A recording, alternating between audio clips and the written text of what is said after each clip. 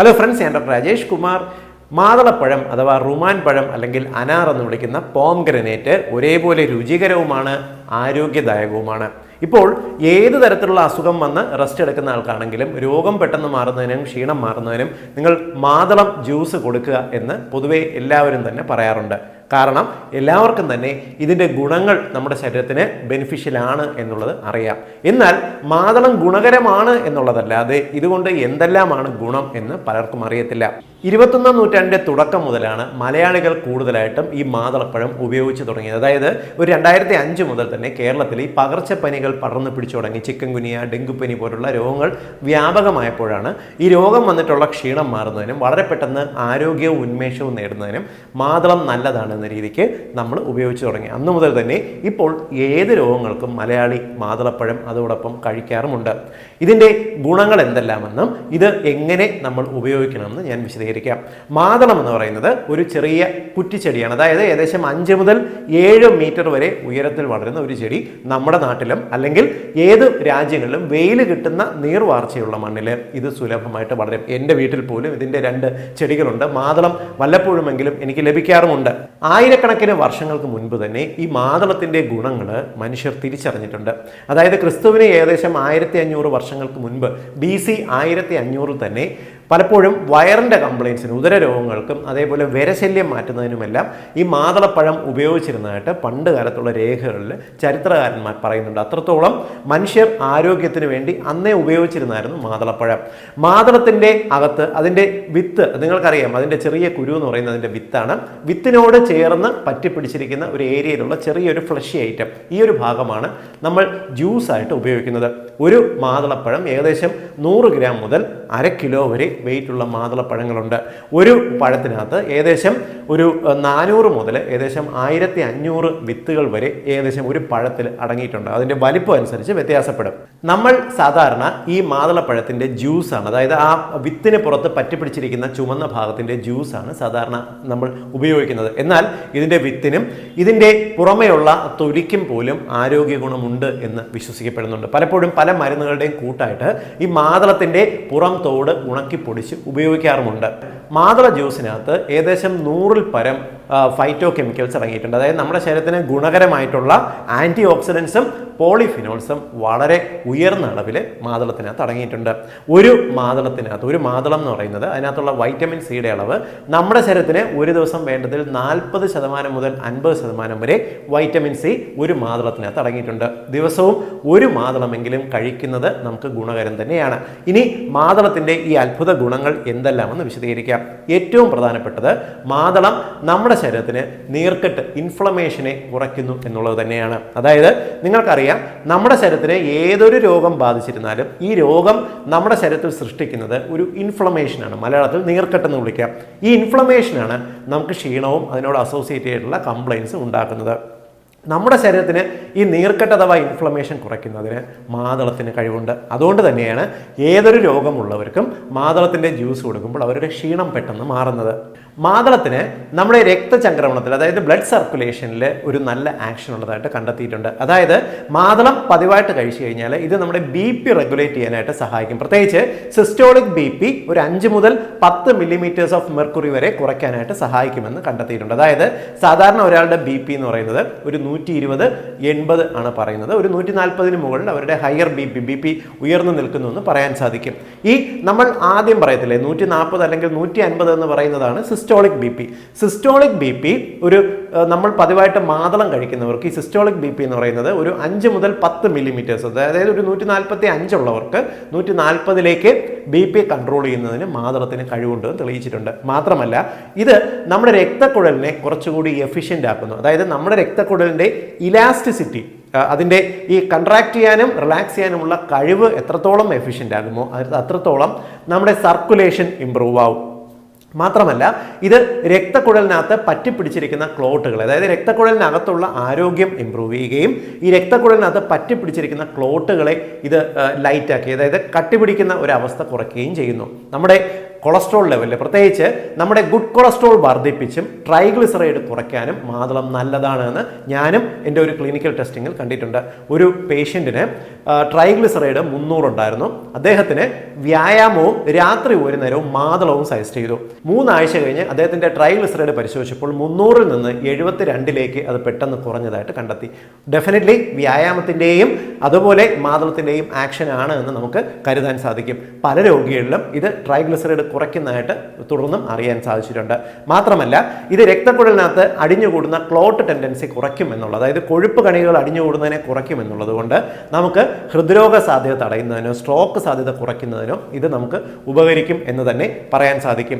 മാത്രമല്ല ഇതിനകത്ത് അടങ്ങിയിട്ടുള്ള പ്യൂനിസിക് ആസിഡ് എന്ന് പറയുന്ന ഒരു ആന്റി ഓക്സിഡന്റ് തലച്ചോറിലേക്കും അതേപോലെ നമ്മുടെ തലയോട്ടിയിലേക്കുമുള്ള രക്ത ഓട്ടം വർദ്ധിപ്പിക്കും. അതുകൊണ്ട് തന്നെ നമുക്ക് ഈ മുടി പൊഴിച്ചൽ ടെൻഡൻസി ഉള്ളവർക്ക് പതിവായിട്ട് ഈ മാതളം കഴിച്ചു കഴിഞ്ഞാൽ അത് ഈ നമ്മുടെ മുടിയുടെ ഗ്രോത്ത് കൂടുതൽ വർദ്ധിപ്പിക്കുമെന്ന് ചില പഠനങ്ങൾ കണ്ടെത്തിയിട്ടുള്ളതാണ്.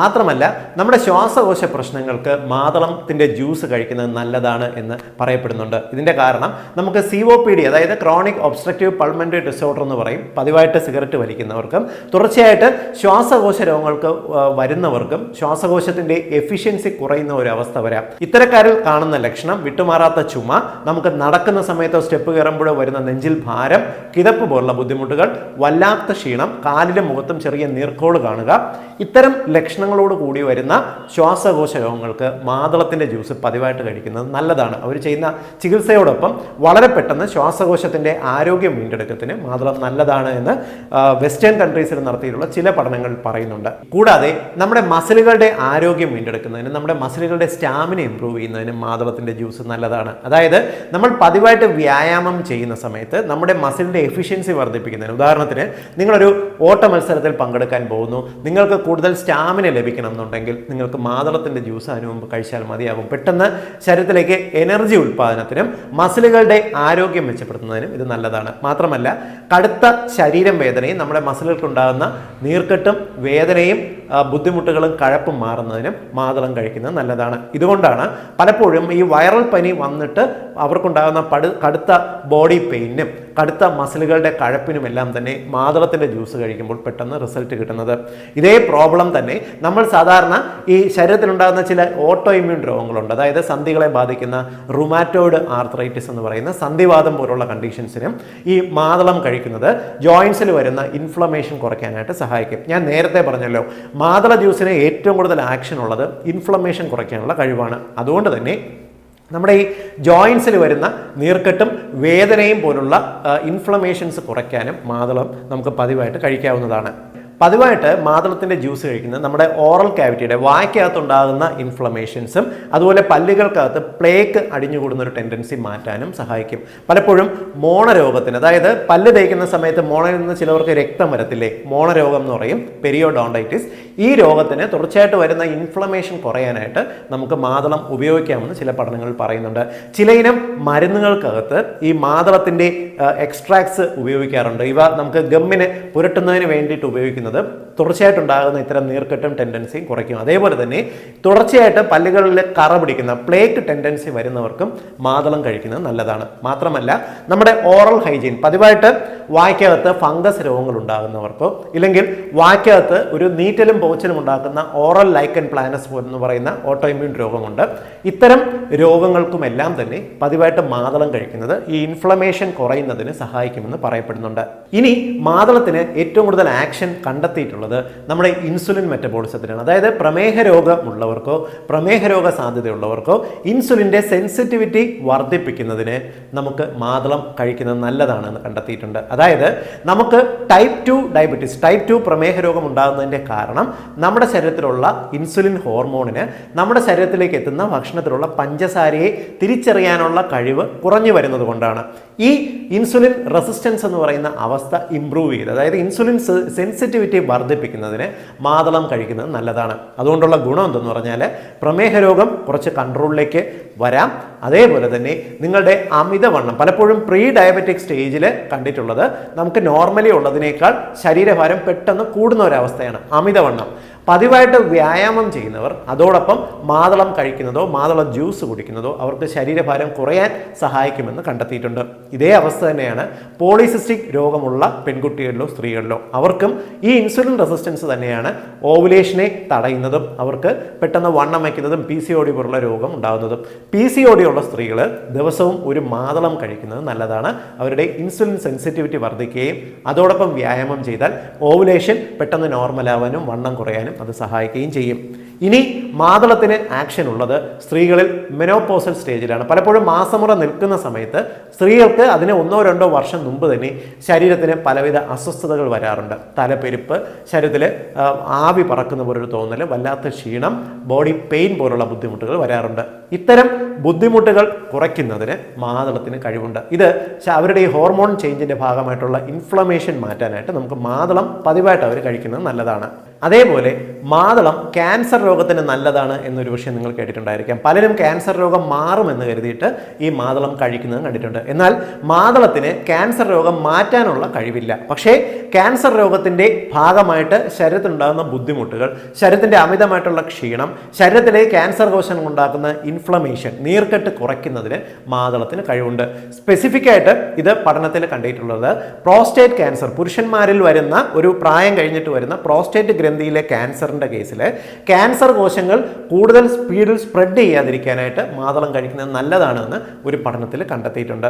ഇത് മാത്രമാണ് ക്യാൻസറിന് നേരിട്ട് മാതളത്തിന് ആക്ഷൻ ഉള്ളത്. അതല്ലാതെ ജനറലായിട്ട് നമുക്ക് ക്യാൻസർ രോഗികൾക്കുണ്ടാകുന്ന ബുദ്ധിമുട്ടുകൾക്കും അസ്വസ്ഥതയ്ക്കും ക്ഷീണത്തിനും മാതളം ഉപയോഗിക്കാവുന്നതാണ്. ഇനി മാതളത്തിന് ഏറ്റവും കൂടുതൽ ആക്ഷൻ ഉള്ളത് കുടലിലാണ്. അതായത് വൻകുടലിലുണ്ടാകുന്ന പലവിധ പ്രശ്നങ്ങൾക്കും നമുക്ക് മാതളം ഒരു മരുന്നായിട്ട് തന്നെ നമുക്ക് ഉപയോഗിക്കാൻ സാധിക്കും. പലപ്പോഴും അവരെടുക്കുന്ന ചികിത്സയോടൊപ്പം ഒരു നല്ലൊരു സപ്ലിമെൻ്റ് ആയിട്ട് മാതളം നിൽക്കും. മാതളത്തിൻ്റെ ഗുണം എന്ന് പറയുന്നത് വൻകുടലിൽ വരുന്ന പലവിധ രോഗങ്ങൾ കൊണ്ടുണ്ടാകുന്ന നീർക്കെട്ട് മാറാനായിട്ട് സഹായിക്കും. അതായത് വൻകുടലിലുണ്ടാകുന്ന IBS പോലുള്ള, അതായത് നമുക്ക് ഈ വൻകുടലിൻ്റെ മൂവ്മെൻറ്റിന് ഒരു ബുദ്ധിമുട്ടുണ്ടാക്കുന്നത്, അതായത് പലപ്പോഴും ഫുഡ് കഴിച്ചു കഴിഞ്ഞാൽ അപ്പം തന്നെ ടോയ്ലറ്റിൽ പോകണം എന്നൊരു തോന്നൽ വരുന്ന IBS, ഇറിറ്റബിൾ ബവൽ സിൻഡ്രോം എന്ന് പറയുന്ന അവസ്ഥയിലോ, ഇല്ലെങ്കിൽ ഓട്ടോ ഇമ്മ്യൂൺ രോഗമായിട്ടുള്ള അൾസറേറ്റീവ് കൊളൈറ്റിസ്, ക്രോൺസ് പോലുള്ള രോഗങ്ങൾക്ക് പതിവായിട്ട് മാതളത്തിൻ്റെ ജ്യൂസ് കഴിക്കുന്നത് നല്ലതാണെന്ന് കണ്ടെത്തിയിട്ടുണ്ട്. പക്ഷേ ഈ വൻകുടൽ രോഗമുള്ളവർ മാതളം കഴിക്കുമ്പോൾ അതിൻ്റെ കുരു മാറ്റിയിട്ട് അതിൻ്റെ ജ്യൂസ് മാത്രം കഴിക്കുക. പലപ്പോഴും ഇത്തരക്കാർക്ക് ഈ കുരു ചെല്ലുന്നത് ചിലപ്പോൾ വയറിളക്കം ഉണ്ടാക്കാനുള്ള സാധ്യതയുണ്ട്. അതല്ലെങ്കിൽ നമുക്ക് ഈ മാതളത്തിൻ്റെ ജ്യൂസാണ് വൻകുടലിലെ പ്രശ്നങ്ങൾക്ക്, പൊതുവേ വയറിന് വരുന്ന ഇൻഫെക്ഷൻ, വയറിളക്ക രോഗങ്ങൾക്കും നമുക്ക് മാതളത്തിൻ്റെ ജ്യൂസ് നൽകാം. വളരെ പെട്ടെന്ന് ഇൻഫെക്ഷൻ മാറാനായിട്ട് സഹായിക്കും. മാത്രമല്ല മലമ്പിടുത്തം പോലുള്ള പ്രശ്നങ്ങളുള്ളവർക്കും ഡെഫിനറ്റ്ലി മാതളം കഴിക്കുന്നത് നല്ലത് തന്നെയാണ്. വിട്ടുമാറാതെ ഉണ്ടാകുന്ന വിരശല്യം മാറ്റുന്നതിന് മാതളം കഴിക്കുന്നത് നല്ലതാണ്. ഞാൻ ആദ്യം പറഞ്ഞല്ലോ, പണ്ട് കാലത്തെ ചരിത്രകാരന്മാർ രേഖപ്പെടുത്തിയിരുന്നത് തന്നെ ഈ വിരശല്യത്തിന് മാതളം പണ്ടേ കൊടുക്കാം എന്നുള്ളതാണ്. അതുകൊണ്ട് തന്നെ കുട്ടികൾക്കെല്ലാം പലപ്പോഴും വിട്ടുമാറാതെ നിൽക്കുന്ന വിരശല്യം ഉണ്ടെങ്കിൽ അവർക്ക് പതിവായിട്ട് മാതളം പൊളിച്ച് നൽകുകയോ ജ്യൂസായിട്ട് നൽകുകയോ ചെയ്യാവുന്നതാണ്. ഞാൻ ഈ പറഞ്ഞ ഗുണങ്ങളാണ് മാതളത്തിന് പൊതുവേ ഉള്ളത്.